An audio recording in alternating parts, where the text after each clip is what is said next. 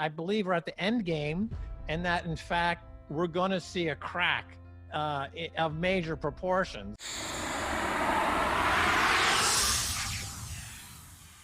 Debt around the world is now, I think, at a point where the additional debt creation and everything that goes with it, the money printing, will spill over, and we'll just start to see increases in CPI without any delay, right? So we're seeing it now. We're seeing the price of basics like food start to go up in real time. People are really complaining about CPI, about inflation in real time, and the prices for stuff that people actually use are starting to go up in a meaningful way.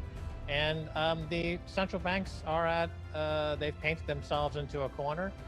There's not much they can do about it at this point, and because there's just so much debt you can create in one, the Earth's let's call it a $100 trillion global GDP. They've got more than that they've printed up to try to assuage the banks and to try to hide the fact that banks are technically insolvent. All the major money center banks around the world are technically insolvent. We just had that FinCEN report come out, which was an expose from a whistleblower talking about trillions of dollars being funneled by the major banks into money laundering and terrorist financing, and the biggest names are mentioned. Ultimately, there's just no appetite for this garbage paper anymore. The fiat money has reached its end game. The nation state has reached its end game. The rise of Bitcoin is now becoming extremely important. It's being perpetrated by interest rates continuing to go down, and you got that 0% interest rate. So even though in America the debt has ballooned by trillions of dollars, the interest service on that debt has actually decreased in the last year or so because rates are gotten even cheaper. So it gives this false sense of security that debt doesn't matter, you can just do this forever. But the fact is that when you have distress in these bond markets, like we saw in 2008, that there's a credit freeze, and overnight rates in 2008, they went up to near 10%. We saw the repo market went through a tremendous dislocation not only within 2 years ago, and the overnight rate went up to 5, 6, 7%. So, and these things happen very quickly.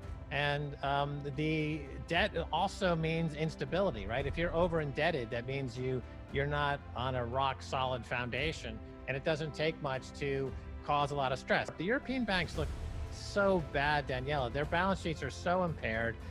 Deutsche Bank, it looks like they're going to go the way of Lehman Brothers.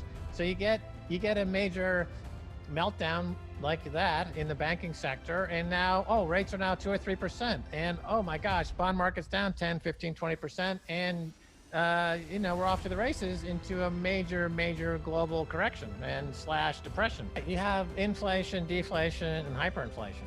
So in my view, we're heading into inflation bordering on hyperinflation, which would mean currency collapse. So the US dollar, as long as it's in good health, they can pretend that the world is suffering from deflation and that they need to hit this 2% inflation target. And they do that by essentially cooking the books, right? They don't include stuff that goes up in price, like healthcare, education, or things that people actually need or want. They do so by including things in the basket for CPI, textiles from Asia, or they'll say that your computer is twice as fast this year, so it's 50% cheaper. So they calculate that. It's a hedonic adjustment, as they call it. So this 2% inflation is bogus. If you look at the government statistics and the way they interpret these numbers, as far as Jim Rickards, his view of things, he is saying that the government would love to inflate away their debt. He's saying that the bond market is deteriorating faster than they can print money. So if you add those two together, it looks deflationary.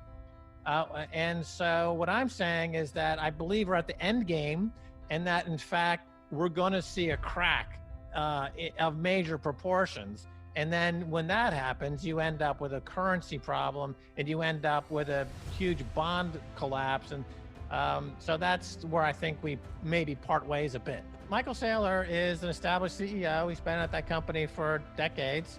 He's the longest serving tech executive in the industry. He had $500 million of cash on the balance sheet. Yep. And like a lot of companies, he's figuring out what to do with this cash because interest rates are very low. It's not productive, really. And he did something remarkable that no other CEO in America has done yet.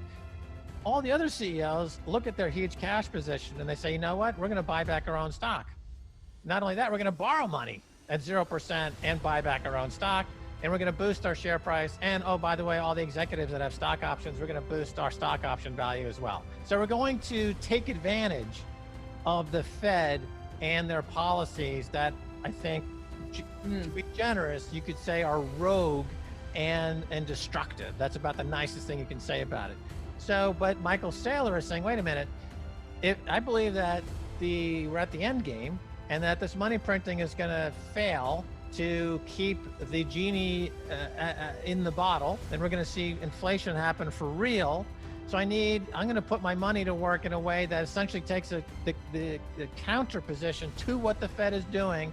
And I looked at gold, I looked at Bitcoin, and I did crunch the numbers, and I decided that Bitcoin was the harder money of the two. It had the greatest upside of the two. As Paul Tudor Jones called it, it's the fastest horse in the race. A lot of money managers, you see Warren Buffett, got a stake in a gold mine, Barrick Gold. He's also diversifying out of the dollar by putting a lot of money into Japan. That would indicate he's less sanguine about the future of the dollar, right? So that's inflationary right there, potentially. So a lot of the big guns are moving, reestablishing new positions anti-US dollar, simultaneously dumping a lot of bank stocks, and really just rejiggering his entire portfolio.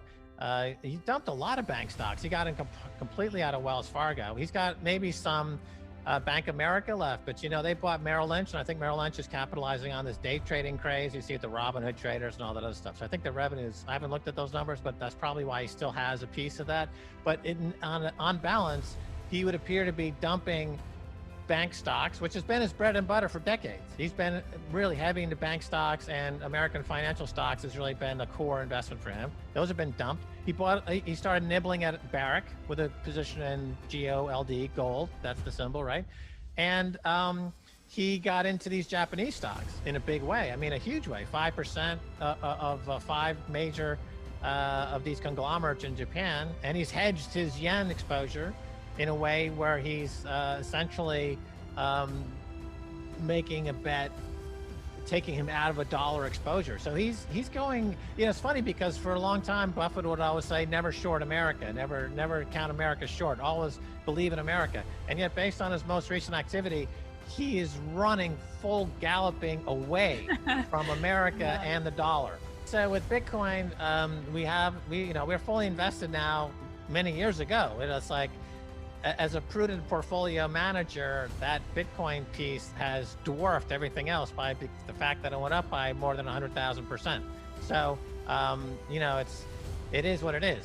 But I still like gold and I still like silver, and I am adding to 2 areas in the stock market. One would be miners, precious metal miners. I like 5 or 6 of the ETFs. Ah, okay. Right, so that you got two big ETFs in that space. You've got a couple of that cover the juniors, et cetera. And also in that business, as you know from tracking it for a long time, the mining business the management sometimes can be disappointing at times. Let's just say that.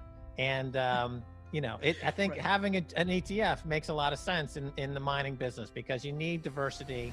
Usually diversity is not a great, friend, but in this case, because the management in these companies there's a few outstanding ones, you talk to them often, but a lot of times, it's a tough industry. And then also in the software sector, you've got companies who are really, capitalizing in the cloud. Right, so you've got companies like DocuSign, which is capitalizing magnificently in the cloud. You've got Zoom video calling, which is a COVID star. You've got, of course, Amazon is going to continue to do well, and you've got other companies kind of in that space, emerging companies, software companies, where the margins are high and the compounding of their profits is strong. And the economy is dematerializing, right? So we're moving away from stuff and we're moving more into digital space, more into the cloud. So companies that are gatekeepers into the cloud are going to continue to make big moves. I mean, I would piggyback. You mentioned Jim Rickards earlier. His work on gold, I would point to as the best out there. He makes the case for a reset in the global economy and gold trading to 10,000 or above, based on the need to get into like a new Bretton Woods type situation to do a global reset for the global forex market, and they're going to go back to gold. And I think that's correct. And I think you're going to see $10,000 in gold. And so with Bitcoin, we initially came with a $100,000 target back in 2011, looking at it as competing with gold. Even back then, we suggested that this could be a digital asset that would compete with something like gold. And then recently, as the fundamentals of Bitcoin became even better than they've ever been, I said, okay, well, I think they are a shot to be trading alongside gold as possible. So we should say 400,000 is a target that would put Bitcoin pari passu with gold. And so that's how we come up with that number. Obviously we're at the current price, that would be a 40x move or so, and that would be an unbelievable move. So I don't think it makes sense to go beyond those types of forecasts. I mean, you're already talking about an incredible asset. All of these fines that these banks are paying for manipulating gold price have been a factor. If you look at the gold price going back, 6, 7, 8 years, it would always track really the debt increase, and you'd see gold rising along with that chart that shows rising debt. Then after the 2008 crisis or so, you saw the debt would keep going up, but gold was going sideways. And that's a direct result of what we now know categorically and provable of manipulation. The gold bullion banks, the major city and the Bit Bank and JP Morgan, these banks are actively involved in gold suppression, and they've paid a lot of fines. Just today, news breaking, JP Morgan paying $1 billion for manipulating the price of gold. That's a headline, and I've been talking about it for years. You've had guests on talking about it, and that's why gold has been throttled. If in fact it's allowed to trade based on its historic relation to the overall debt in this economy, it would be at $2,500 to $2,700 an ounce today. That would be the price you'd expect for gold, given the level of debt in the system. If there's a premium above that, where people are saying, hey, I'm going to look out 5 to 10 years and I see the debt compounding at such and such, you'd already be at $3,000 an ounce gold or $3,200 an ounce gold. Once the facade cracks and we're allowed for genuine price discovery in the precious metals market, you're going to see a huge gap, and you're going to start to see very quickly get to a normalized price. Interest rates will get very quickly to a normalized interest rate, which will be a lot higher than they are right now. Energy backs everything in the universe, and it backs Bitcoin. And, with 100 quintillion calculations per second that maintain the Bitcoin's network is supplied by the miners, who are fed by energy. And what's great about this industry is that it seeks the lowest cost energy on the planet. That's why 70% of the energy that goes into Bitcoin is renewable. It's solar and wind, and that number is going higher. The second thing people make mistake in is that they equate Bitcoin with everything else in the industry, all these other altcoins, as they're called, which is false. Right. If you just look at the fundamentals, Bitcoin's got 93% of the market right now of proof of work coins, which are the only coins that matter. And then if you look at the amount of the energy uses that it uses, the hash rate, it's much higher than that and going to 100%. So every industry, a successful industry, attracts scams. I mean, look at the mining industry, for example, not to pick on them, but we know, I've been on Wall Street starting in the early 1980s. You know that how many penny stocks from Canada listed on the Toronto Stock Exchange have we seen, where it's a guy standing over a hole and he decides to go public, and then he disappears. I mean, that story's been told 1,000 times, right? I mean, that's why it requires. Unfortunately, yes. Yeah, it's not. I'm not making this up. So, Bitcoin emerges, and it suddenly becomes a multi-billion-dollar asset. Now it's a $200 billion asset, and it brings out the scammers. And they say, we've got the new one, the penny stock equivalent here. Here's this, blah blah blah blah, and they're all scams. They're all scams. They're all exit scams. They're all to be avoided. And you put Ethereum in that group? Yes, Ethereum is an exit scam. Ethereum is a scam. It has no established use case. There's no reason for it to exist at this moment. It's not money. It should never be considered money.